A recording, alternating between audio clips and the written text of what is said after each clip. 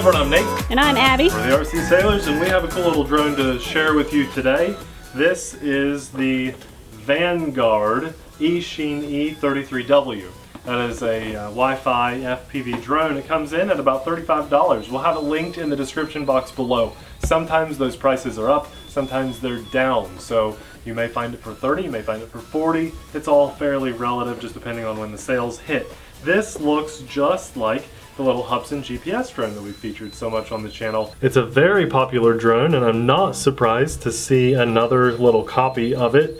Just keep in mind this does not have a GPS. It is brushed motors, not brushless, and that's what makes it so cheap in comparison to that other guy, which is about $200 more.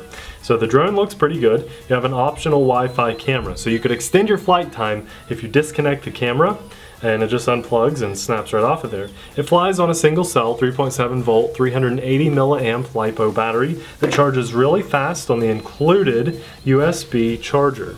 Also included are landing gear, but I find these to be almost pointless because even when the camera's attached, the standoffs under the motors are tall enough for clearance for the camera.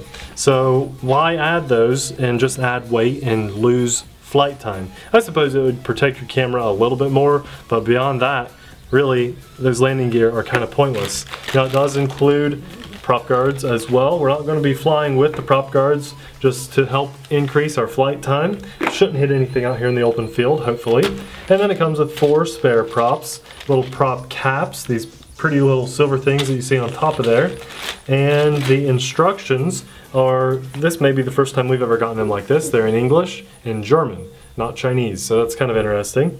You'll want to hold on to that because it tells you what the buttons do on your transmitter. Transmitter is not labeled at all, so that's why those instructions are going to be handy to hold on to. You also want to make sure you have some type of mobile device to connect to the drone. To answer a lot of your newer questions out there for your newer pilots, you do not have to use data. You do not have to have home Wi-Fi to connect. The drone emits its own Wi-Fi signal. And then you connect your mobile device of any kind, tablet, without data, whatever, to the drone. And you fly with the free app that you have a QR code right here to download. So there you have it. This is the phone holder, and it goes right on top of the antenna, just snaps on. And then Abby's phone is probably not going to fit in here. I'll be surprised if it does. Hey, it does. This is an iPhone 6S Plus with an OtterBox case, just as a size reference, and that fits in here no problem. So I'm happy about that. Let's take off and get this thing in the air. I'm going to go ahead and press video on here. Should just be a bunch of grass right now for you guys, and let's go ahead and take off. We got everything connected. Blue lights on the front, red lights on the back. They look pretty good. I'll try to get close enough that you guys can see those lights. Abby, if you can adjust the camera so that I got it. They look really good. They actually look good. Now this drone, I can already tell, flies really well. It's got a really good hover. The transmitter feels good in my hands. Those big thumb sticks are kind of like what would be on an Xbox or a PlayStation controller. So they feel really good in my hands. The controller feels great. However, the Wi-Fi signal is going to do 2 things. It's a little bit delayed, so you can't really use that while you're flying. I'll try to keep it above the tree line for you. You cannot really use it while you're flying. It's more of a, hey, I'm lining up the shot. See, I can see the guys down there getting ready to fly their planes, but I can't, it's not a live shot. There's a bit of a delay. So you can use it as a reference, which is nice. The other thing that the Wi-Fi signal is going to do is actually hinder your flight range. So when you have a quadcopter that flies on Wi-Fi FPV instead of 5.8 gigahertz or something like Lightbridge on DJI, it interferes with the 2.4 gigahertz channel that you're flying on. So you really don't want to fly away very far, although this quad is flying really well. I'm just going to zip it around a little bit. This is in the default rate. I'm going to full forward ahead here. Here we go, full forward. That's in the default rate. So looking really good. Let's go ahead and press a few more buttons to see what they do. I think this is our flip button, I'm pretty sure. Press and hold and give it a direction on the right stick and you pull off a really nice smooth flip. Great flip. No complaints there. Let's click the right stick. I believe that's headless mode. It should work pretty well. We took off and had everything nice and calibrated, so. Blinking lights on the bottom, but no beeping, which is awesome. I want to rotate it facing us, and I push away, and it's not really going away. So, the headless mode is not working. Not as good as it should. It thinks that behind us is forward, and then if I pull back, everything's kind of opposite right now. We got a plane in the air. Okay, that's Yay. cool. I like having multiple things in the air. Good looking airplane up there. Hopefully Abby can get a shot of that. You see it? Mm-hmm. Nice. Just for a second. There it is. Very cool. Anyways. Awesome. Where'd you go? Now the top left, I think, is going to be our rates. I just lost signal there. So, as I said, Wi-Fi FPV definitely interferes with the signal. Don't want to fly Video signal, not transmitter signal, right? Well, I lost connection. It was stuck hovering even though I lowered the throttle. So see, it actually gets stuck every now and then. Wi-Fi FPV always does that. Almost always. So let's hit the top left button. And that's rates, so we're in rate 2. Should be able to fly around a little bit faster. And then there's rate 3. And we can do some crazy cyclones. Okay, I like that. Let me bring that in a little closer to show you guys. The third rate on this is awesome. I love when quads have this, and usually we only see it on little indoor quads. Are you ready for this? Mm-hmm. How cool was that? Now my app crashed by doing this, so that video footage probably didn't save. So let's try to open it again. What I want to do is just get a quick shot of this for you guys so you can actually see the video quality. I'm going to take it out of that rate, fly it around for just a minute. So there's us. And just for the sake of having something to save here, I'm going to press video again. Now that should have saved. And we've tested all the features, so I'm going to land and let Abby fly. Ooh, see what yay. she thinks of this. I think you're going to like it. Okay. There's Abby at the controls.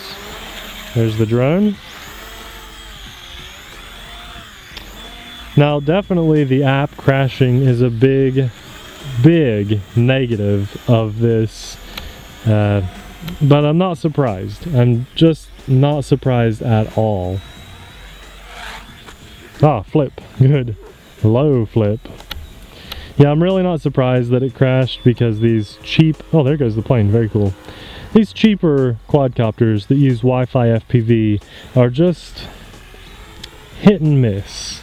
And this one is a copy from something else that's very popular, the Hubsan drone that we have featured on our channel that has a GPS lock. And you know, usually when you have a copy of something that's successful, it's just... We're not even filming. Oh yeah, I know. It's I was, and then I landed it so that we'd have some footage. There goes the airplane. Sweet. As I was saying though, a lot of times they make these just to try to get a few quick sales because they look like something else that's popular on the market. Now the quad's flying really well. The camera quality looks okay. I love that highest rate to get some crazy yaw action. I really love watching the plane fly by with Abby flying the drone. Alright, I'm going to save that video again. Okay, cool. Good idea. That way we have something a little longer. Yeah, good. She saved the video. I'm not even going to bother doing any more video, but if you guys want, I'll do a picture here in a second. Sure, do a picture, and then I want to do a transmitter off test, but we want to do it a little lower to the ground. So I think you lost the signal, or it could have been the battery. Battery. Okay. Definitely has signal issues, yeah. Why don't you walk back over here with the drone, and then we'll do a transmitter off test while there's still some juice. I'll just do it right here. Okay, so hover a little lower, just in case, and then do a transmitter off and see what happens. It's off, and it just, basically, if you were full throttle, I think it would stay full throttle. You were at like 30 or 40% throttle, so that's what it stayed at. So give it a throttle up and turn it off. See, that's what it stays at. And then it does it itself. Very slowly, which is nice. That is nice. That was actually really good. I kicked it back on last second, that's why it kind of went. Okay, so what it does is automatically lowers the throttle comes down. That's really cool. The little antenna is sticking out. All right, we think that she may be having low battery signal because the lights are blinking. The lights are blinking now. So it's probably a low battery. I'd say it's going to drop. Did you save that? It's low battery, it's blinking. Ah, good catch. I'm impressed. Well, overall, what do you think? I told him what I thought while the video was going, so what do you think? It's alright. It definitely has some signal issues. I don't think you're going to be upset if you get this drone though. I think it'll do a good job and it'll teach you how to fly, which is always a plus. So like she said, good beginner drone. If you have the Hubsan or you just like how that Hubsan drone looks, but it's just out of your price range, this is a cool little drone to get. The app might crash on you. You might not always be able to save the video footage, but for me, that's not a reason not to buy it. It's just a reason to consider not buying it. All the other features of this drone worked really well. I'm very impressed. Besides the headless mode, that is no reason not to buy a little toy grade drone. Headless mode rarely works well on these little guys. The transmitter was great, the drone looks cool and it flies pretty well, and overall, not a bad purchase, especially when compared to some of the other things that we've had on the channel lately. This is not too shabby. We'll have this linked in the description box below so you guys can check it out for yourself.